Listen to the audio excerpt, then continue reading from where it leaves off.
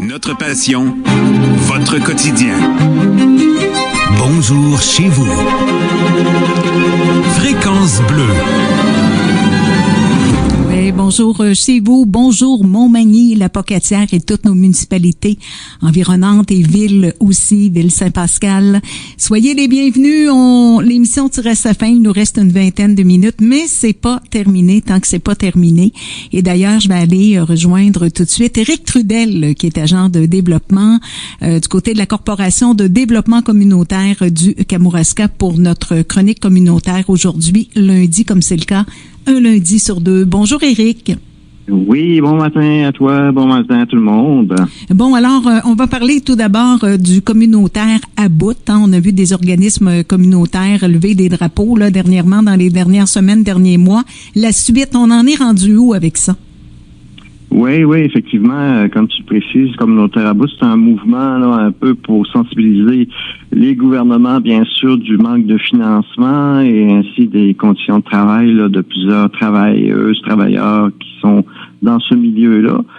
Il y avait eu là une grande mobilisation à Québec là, le 2 avril dernier où il y avait près de 10 000 personnes qui étaient présentes devant l'Assemblée nationale.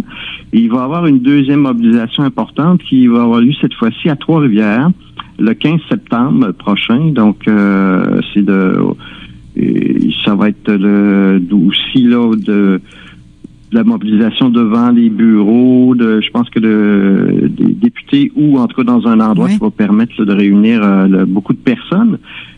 Si jamais il y a des gens qui aimeraient en savoir plus, parce que même si vous travaillez pas nécessairement dans le milieu communautaire, là, il va y avoir une séance d'information en ligne qui va avoir lieu le mercredi 2 septembre de 10h à midi. Alors, vous pouvez, si vous allez sur le site du communautaire à bout, là, qui est about.info, vous allez voir là, les informations et pouvoir recevoir le lien pour pouvoir y participer. Exactement. Maintenant, tu voulais nous parler de stage de fabrication de marionnettes géantes. Ça va se faire à Saint-Germain-de-Kamouraska. Oui, c'est ça. C'est Rebond, là, qui est le centre multidisciplinaire à Saint-Germain-de-Kamouraska, qui est installé dans l'église, l'ancienne église de Saint-Germain. Il organise, en collaboration avec d'autres partenaires, là, un stage de fabrication de marionnettes géantes. C'est bien sûr, par exemple, réservé à des artistes de la région et des environs qui sont déjà un petit peu d'expérience là, en art vivant. Mais ça va quand même se dérouler sur 5 journées. Au mois de novembre, du 23 au 27 novembre, à la salle du Théâtre des Prés à Saint-Germain. Et il va y avoir un maximum de 15 personnes qui vont pouvoir y participer. Alors, s'il y a des artistes dans la région qui seraient intéressés à y participer, vous avez juste à aller voir là, la gang de Rebond ou en tout cas leur site Internet ou la page Facebook et vous aurez un peu les détails là, de cette formation-là qui sûrement on va en voir peut-être là à un moment donné sur notre territoire des marionnettes géantes éventuellement, j'imagine, avec cet atelier-là. Ben oui, ça va être le fun, ça va être intéressant. C'est une belle initiative finalement créative. On parle maintenant de l'achat local à la boutique APHK de Saint-Pascal. On rappelle que l'APHK, c'est l'Association des personnes handicapées du Kamouraska. Oui, c'est ça. Si vous connaissez pas ou si vous n'avez pas eu encore l'occasion de vous arrêter à la boutique, là, il y a plein de choses intéressantes. Là.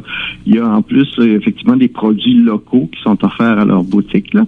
Alors, si vous avez l'occasion d'arrêter à la boutique, c'est ouvert là, les jeudis et vendredis de midi à 18h, ainsi que le samedi là, de 10h à 16h. Puis ils sont présents également à l'Expo de Saint-Pascal là, les dimanches là, de 10h à 2h de l'après-midi. Fait que si vous voulez voir un peu ce qui est fait aussi, parce que les gens qui participent là, aux ateliers de la PHK, ils transforment plein de choses là pour recycler soit des tissus, des vêtements, pour faire des objets très, très pratiques. Là. Je vous invite à aller voir ça, c'est intéressant. Exactement. Défi de l'arc-en-ciel du cœur maintenant, c'est au mois d'octobre, mais on en parle quand même tout de suite parce que j'imagine qu'il y a une période d'inscription, Éric? Oui, effectivement, les inscriptions sont ouvertes là jusqu'au 2 octobre, c'est-à-dire la veille de l'événement qui va avoir lieu le 3 octobre. Ça va se passer cette année dans les jardins du Haut-Pays, là, qui est à Saint-Onésime. Il y a plusieurs parcours qui vont être offerts. Là. Il y a un parcours familial qui est accessible même aussi en poussette. Là. Il va y avoir donc un 3 km, un 5,75 km, un 11,5 km et un 21 km. Ça, par exemple, ça va être réservé pour les personnes de 16 ans et plus, parce que bon, ça va quand même demander une bonne forme, parce qu'il va y avoir des niveaux de difficulté assez élevés là, pour ça. Oui, exactement, c'est ça. Je vais me garder une petite réserve, mais bon, on peut faire 1 kilomètre, 2 kilomètres, c'est ça. Ben oui, c'est ça. On peut le faire soit à pied, soit à la course. Puis bon, pour vous donner une idée des coûts, là, en même temps, c'est bien sûr, c'est une activité de financement pour le cancer du cœur. Oui. Alors, même si vous ne pensez pas y participer, ben, vous pouvez apporter votre contribution là, en vous inscrivant. Alors, pour les coûts, pour les 18 ans et plus, c'est 40 $. Excepté là, pour le parcours de 21 km qui est à 55. Sinon, pour les gens là, de 13 à 17 ans, les jeunes, c'est 15. Puis les enfants de 12 ans et moins, c'est gratuit. On rappelle que l'Arc-en-Ciel du Cœur, donc la page Facebook est disponible et j'imagine qu'il faut s'inscrire également à partir de cette page-là. Oui, en fait, à partir du site Internet, là, vous avez la possibilité de vous inscrire directement, là. Mais si vous passez par la page Facebook, de toute façon, vous aurez aussi le lien qui va vous emmener au bon endroit. Exactement. En terminant, le point numéro 5, mon cher Éric, horaire d'ouverture des OBNL du Kamouraska.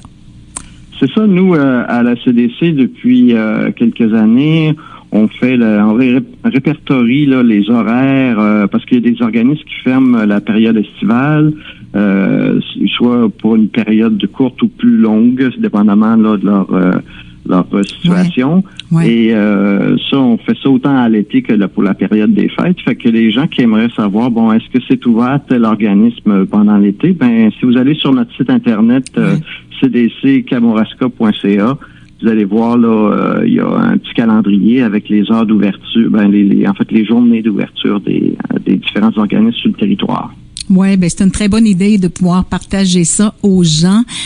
Donc, pour la période des vacances, Éric Trudel, on rappelle que vous êtes agent de développement et préposé également aux communications là, à la Corporation de développement communautaire du Kamouraska. Merci beaucoup, Éric. Belle semaine.